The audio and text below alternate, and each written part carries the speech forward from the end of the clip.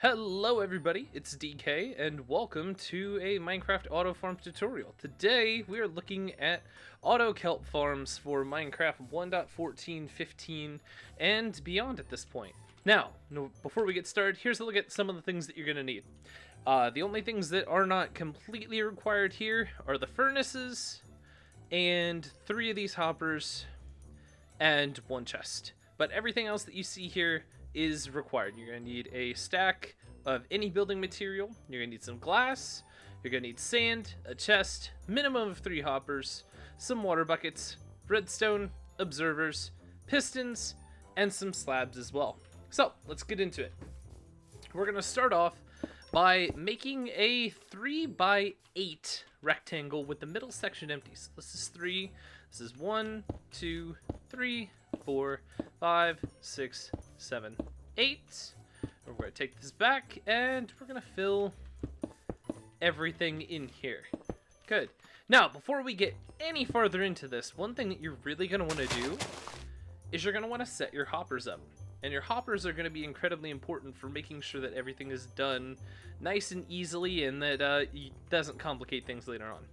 So I want to attach my hopper so it's facing towards this block. So I'm going to shift click on top, and then I'm going to shift click 2 more times on the back of it to add 2 more hoppers here.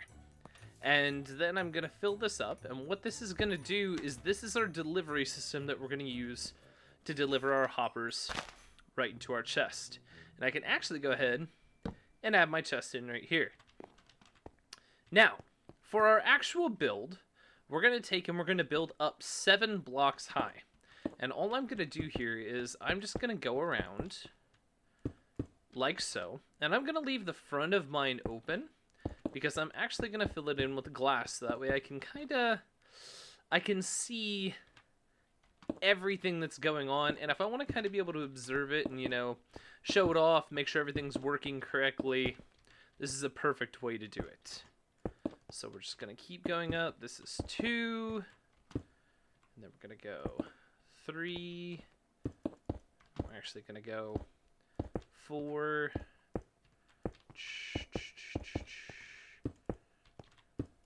Just like this. We're going to add in the rest of our glass. And we're going to see exactly how tall we are so far. So we are 1, 2, 3, 4, 5, 6, and actually I think we're going to leave it at 6 for this one, because we want to make sure that we have enough room for everything to grow here. So this is the basic structure that you want to have. Now, the next part of this is setting up all of the redstone, which the redstone for this is actually fairly simple. So what we're going to do is from the top section here, we're going to go down just a few blocks. So we've got our top section, we're going to go down 1, and we're actually going to go down 1 more right to here.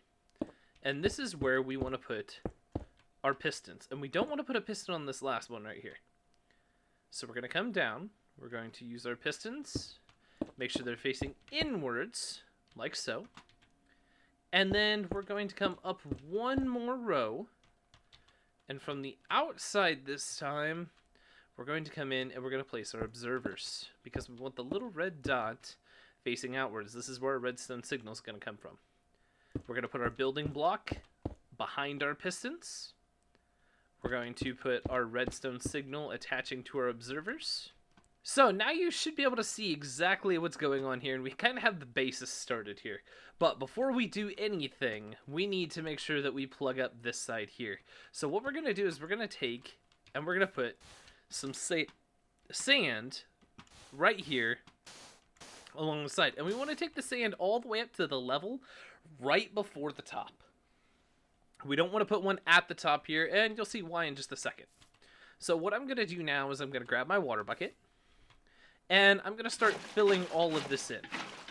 Now, if you're doing this in survival and not creative, you're definitely going to want to make sure that you create an infinite water source outside of this farm, just to make your life a whole lot easier. But we're gonna fill everything in. If I don't get hit by the pistons too much. Up to the level of the observers, but we're not gonna fill it up to the top layer. That's because we want this top layer to be our kind of delivery method for the kelp. So I'm gonna come back. I'm going to grab my slabs this time.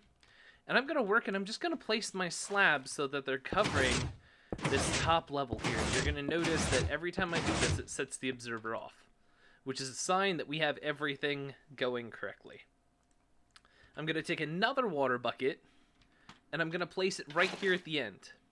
And this is going to create a stream all the way down here. So, and our kelp flies up to the top. This stream is going to carry it down to the end. Then I'm going to come here. I'm going to break all of my sand, and then the only thing I have left to do is to take my kelp and place it at the bottom. Now, if you're doing this in survival and kelp is in short supply for you, you can just put one at the bottom and call it good from there. However, kelp is usually never in short supply, so this shouldn't be too terribly difficult to set up and get a good start to everything growing here. So if you look, what's going to happen here is I'm going to put this right up to the level of my observer. Or not my observer, my piston. And I'm going to come over to the side here, and I'm just going to very simply place this, and I want you to watch what happens.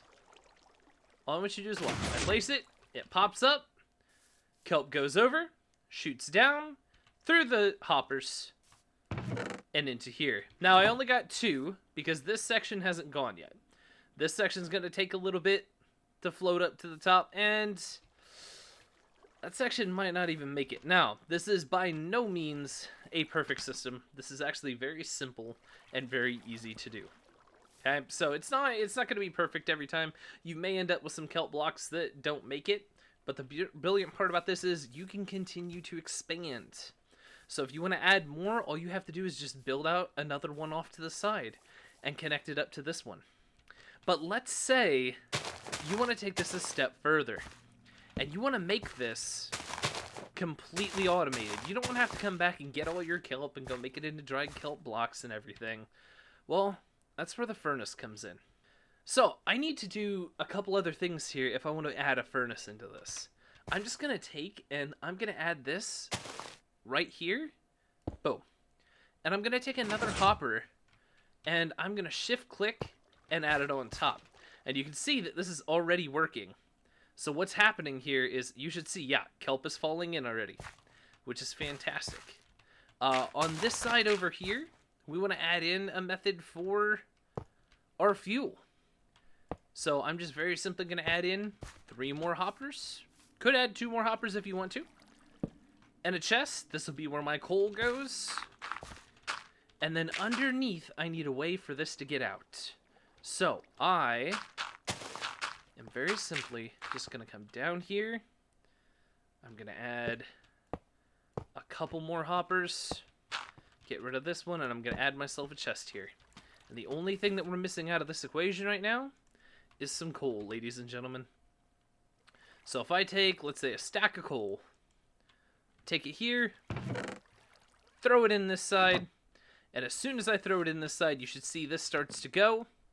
And as soon as it cooks it, it should pop it straight out and straight into my chest, and we have dried kelp. So with that simple little addition there, no extra redstone, we have added a whole new level to this farm. And what we're actually going to do is we're going to clear this section out of this extra kelp that's kind of glitched into the glass here. We're going to add some of it back so we can see exactly what this looks like in all of its glory. Oh, there we go. Kelp flying in. And notice how I'm catching a lot of it right now. I can just keep adding this in. And the more I add in, the more it goes. If we drop down to the bottom, we can see kelp is going in, dried kelp is coming out. And that, ladies and gentlemen, is how you make a super simple auto kelp farm in Minecraft 1.14, 15, and beyond. I'm DK. If you like what you saw, make sure to like the video, consider subscribing, and let me know what tutorials you'd like to see down in the comments below. I'll see you guys next time. Bye-bye.